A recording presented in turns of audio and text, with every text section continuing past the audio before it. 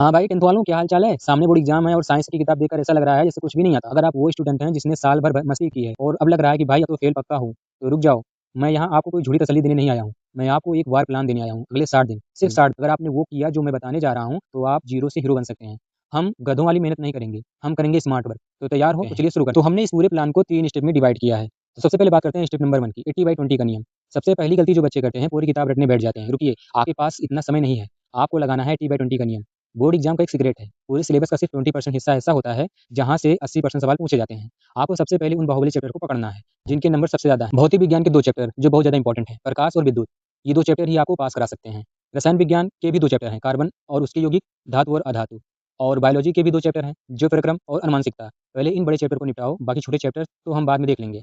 Step number 2 की बात करते हैं, वन शॉट प्लस पीवाईक्यूज। अब सवाल है कि कम समय में पढ़ें कैसे। किताब लेकर एक लाइन पढ़ने का टाइम गया। आपको फॉलो करना है 3 step formula. One shot video, YouTube पर जाओ और सर्च करो अपने चैप्टर का वन शॉट वीडियो। जो वीडियो 1 से 1.5 घंटे का हो उसे देखो और कहानी की तरह समझो। एनसीईआरटी के सवाल, वीडियो देखते ही तुरंत एनसीईआरटी की किताब उठाओ, उसके पीछे के अभ्यास एक्सरसाइज को सॉल्व करो। पीवाईक्यूज, यह सबसे जरूरी है। पिछले 5 साल के पेपर उठाओ, आप देखोगे कि वही सवाल बार बार पूछे जा रहे हैं।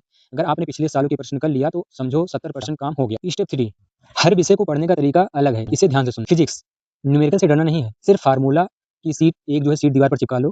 एग्जाम में अगर सवाल नहीं भी आए तो फार्मूला और दी गई जो वैल्यू है उसको लिख देना, नंबर मिलते हैं। केमिस्ट्री के लिए क्या करना है कि रासायनिक समीकरणों को लिख लिख कर याद करो। और हाँ, संतुलित करना जरूर सीख लेना, ये मुफ्त के नंबर हैं। बायोलॉजी के लिए डायग्राम सबसे ज्यादा इंपॉर्टेंट है। दिल, दिमाग, फूल या उत्सर्जन तंत्र, इनके चित्र बनाने सीख जाओ। प्रैक्टिस कर लो। उत्तर हमेशा पॉइंट वाइज में लिखना, कहानी मत लिखो। अगले 2 महीने आपको रोज साइंस को 3 घंटे देने हैं, सिर्फ 3 घंटे। पहला घंटा एक नया चैप्टर वीडियो देखो, दूसरा घंटा उसके जरूरी प्रश्न को याद करो, तीसरा घंटा पिछले दिन का रिवीजन करो। याद रखना दोस्त, बिना रिवीजन के सब बेकार है। हफ्ते में 5 दिन नया पढ़ो और शनिवार रविवार सिर्फ रिवीजन। दोस्तों 2 महीने यानी 60 दिन, ये कम नहीं होते। इतिहास बदलने के लिए एक पल काफी होता है। तुम्हारे पास तो 1440 घंटे हैं। कमेंट में लिखो चैलेंज एक्सेप्टेड और पढ़ते रहो, मचाते रहो। जय हिंद।